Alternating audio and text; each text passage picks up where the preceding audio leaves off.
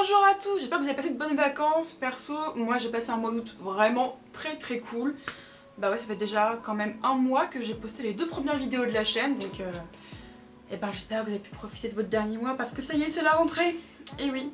Et en parlant de rentrée, je me suis dit pourquoi pas faire une espèce de favori culture et de vous parler un peu des choses qui m'ont semblé intéressantes ou tout simplement qui m'ont plu et de les partager, hein. Une chaîne YouTube, c'est fait pour partager. Je vais essayer de vous parler d'artistes, de choses assez différentes. Alors déjà on est dans un décor différent, hein, la preuve, vu que c'est pas une vidéo on va dire classique, c'est un petit peu plus personnel comme je vous donne mon avis sur des choses qui me plaisent.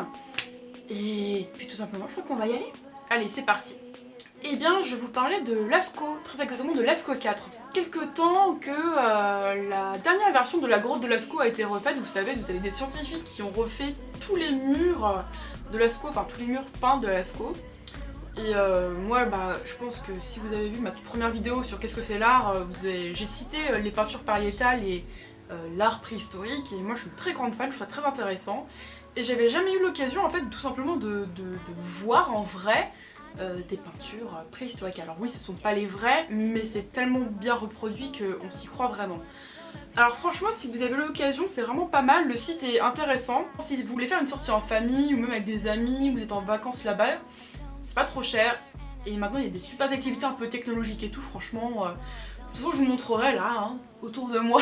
Ensuite, je vais passer à la musique. Je vais vous parler de 3 artistes, enfin 2 artistes et un groupe qui sont tous les 3 très différents. Hop, je me recoiffe. La première artiste, c'est... Alors, je la prononce à la française, hein, c'est Réole. C'est la chanteuse... c'est une chanteuse japonaise que j'ai utilisée dans le vlog et la vidéo sur la Japan Expo. J'aime beaucoup parce que vous avez un espèce de mélange de pop, d'électro. Ça peut être très doux, très calme, comme hyper punchy. Et puis franchement, Réole, elle a une très jolie voix. Et vous savez, c'est le genre de chanteuses qui sont fait connaître sur internet grâce aux Vocaloid, etc. Vous savez, ces logiciels qui permettent de moduler la voix, de créer des voix humaines, mais par ordinateur. En fait, elle s'est fait connaître dans tout cet univers-là en tant que vraie chanteuse, hein. Et elle a sorti son premier album, je crois que c'était l'année dernière, en 2016. Et je trouve qu'elle a vraiment un univers très sympa, et voilà. Allez jeter un œil, tout pareil, hein, je vous le montrerai. Ensuite, deuxième artiste, vraiment je regrette de ne pas l'avoir vue, enfin découverte plus tôt, c'est Mélanie Martinez. Elle est américaine, je crois qu'elle a 21 ans, 22 ans, comme moi, il me semble. Et elle a un univers juste oufissime, une voix très douce, un petit peu suave, c'est vintage, c'est rétro, c'est kawaii, c'est mignon, c'est hyper creepy, parfois un peu bizarre. Alors moi c'est le mélange de tout. Vraiment elle a réussi à créer quelque chose dans sa musique et dans son univers même visuel par rapport à ses clips. Franchement c'est vraiment très bien, pareil aux petits oignons. Et le dernier groupe, donc le dernier artiste musical dont je vais vous parler, alors là c'est carrément autre chose. Moi j'écoute beaucoup de métal, j'adore le métal, c'est une musique qui est très souvent critiquée alors qu'il y a des très bonnes choses, il y a du très bon dans tout et il y a du très mauvais aussi dans tout. Et le métal c'est génial, voilà. Donc c'est Dagoba, ils viennent de sortir leur album qui s'appelle Black Nova je crois, donc il y a une semaine. Et j'ai été extrêmement surprise parce que l'album est juste excellent. Je peux tout écouter, enfin j'aime tous les morceaux, vous savez, c'est parfois vous tombez sur des espèces de petites pépites comme ça que vous arrivez à piocher et tout est bon dedans. Et là franchement tout est bon. C'est aussi dû au fait que le groupe a énormément évolué. Par exemple tous les membres, à part le chanteur Shooter qui s'appelle d'ailleurs, en fait c'est pas fait virer mais bon ils se sont dispersés pour faire d'autres projets et en fait Shooter a créé l'album tout seul. Et c'est juste oufissime, il y a des petits morceaux, enfin des petites sonorités de synthé, d'électro et tout dedans, c'est vraiment très bon. Enfin, pour ceux qui aiment le métal, le hard rock, etc., franchement foncez, c'est un excellent album, n'hésitez vraiment pas à l'écouter en entier, vraiment en entier, tout est bon. Maintenant je vais vous parler de bouquins, alors on va commencer par le plus vieux. Alors je vais vous parler d'un bouquin que j'ai commencé à lire avant même d'avoir fait cette chaîne, d'avoir créé la chaîne. Hop, c'est Millennium, tout simplement. Voilà. Alors oui, vous allez me dire que je suis à 50 ans en retard, mais bon, que voulez-vous, c'est comme ça. J'ai voulu lire Millennium parce que je suis partie en Suède en échange pendant 4 mois où j'ai étudié là-bas. Et j'aimais déjà beaucoup la Suède, j'y suis déjà allée. Et j'avais ce petit pincement au cœur, vous savez, quand vous partez d'un endroit où vous avez vécu. J'avais besoin de quelque chose qui me rappelait un petit peu cette ambiance et la ville où j'ai vécu tout simplement. Et dans Millennium, eh ben, j'ai pu me replonger dedans. C'est une enquête policière qui est vraiment très très bien, c'est bien écrit, c'est facile à lire, c'est plutôt cool, c'est intéressant. J'ai toujours pas fini, hein. Je sais, shame on me, comme qui dirait, vous voyez là sur ci, shame on you, bah, c'est un peu la même, je suis même pas... Allez, je suis à un tiers du bouquin, je l'ai même pas continué depuis un mois, je sais, c'est pas bien, mais bon, que voulez-vous. Donc en côté roman, Millennium, c'est vraiment cool.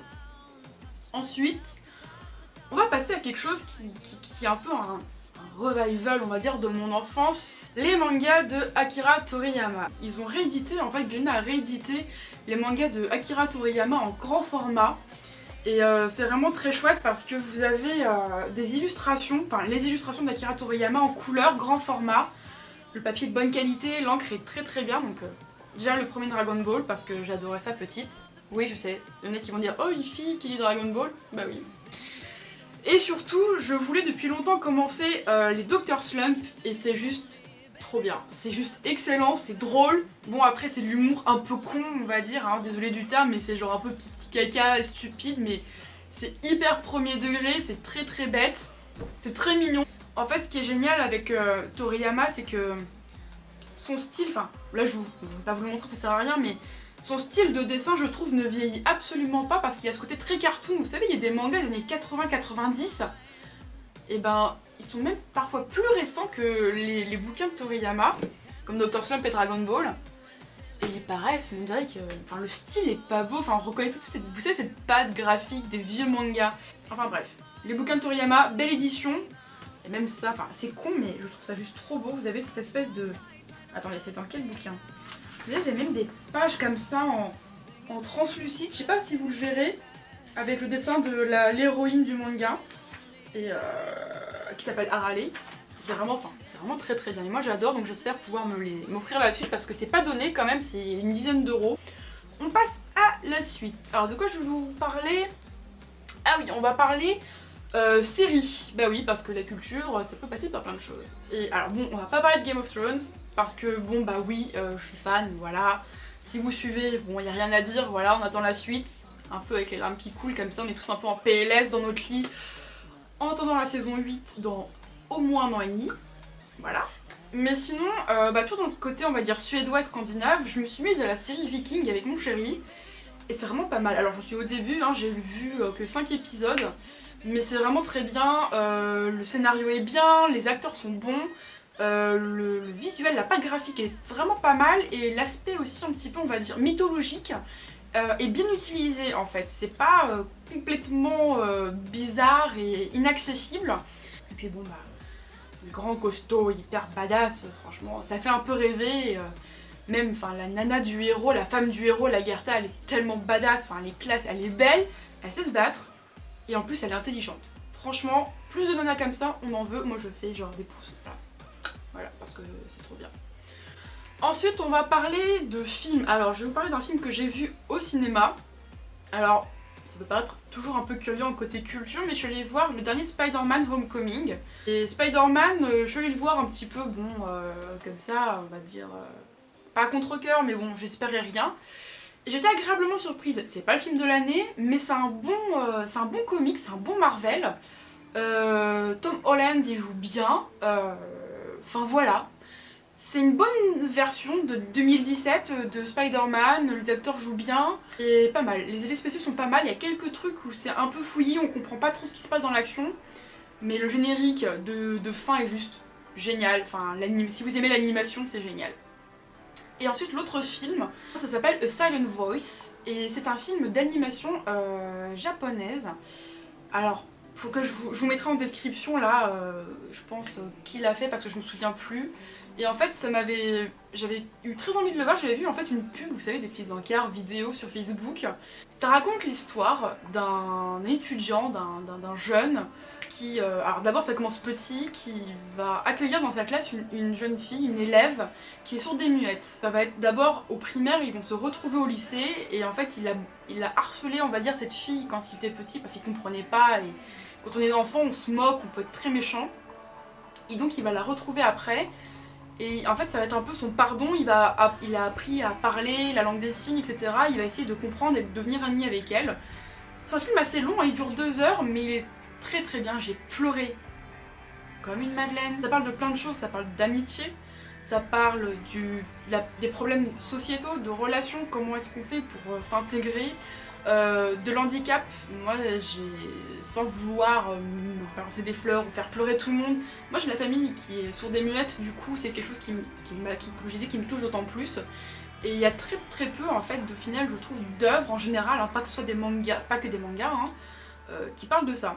Donc franchement, très beau film, l'animation est très très belle, en très bonne qualité, en HD, etc. C'est très fluide, les couleurs sont magnifiques, enfin voilà, allez voir. Si vous voulez un bon film d'animation japonaise à voir, franchement, ouais, franchement, allez voir A Silent Voice. Et enfin, pour clore ces petits favoris de l'été, enfin du mois d'août, on va dire, enfin, de ces découvertes de l'été, je vais vous parler d'une artiste que j'ai trouvée tout simplement sur YouTube. Et j'aime beaucoup aussi les BJD, vous savez, les Ball Jointed Dolls. Ce sont des poupées qui sont créées en Asie en particulier. Et j'étais sur YouTube et je suis tombée sur ses vidéos, donc elle a aussi une chaîne YouTube, un Instagram, etc. Et en fait c'est une sculptrice. Alors ce n'est pas une sculptrice de poupée, c'est une vraie sculptrice, mais elle a une patte très spéciale qui fait qu'on reconnaît tout de suite ses œuvres, comme beaucoup d'artistes évidemment. Mais en fait elle fait plein de choses très très différentes, pareil, hein, je vous mettrai des photos là, un peu partout comme je pourrais.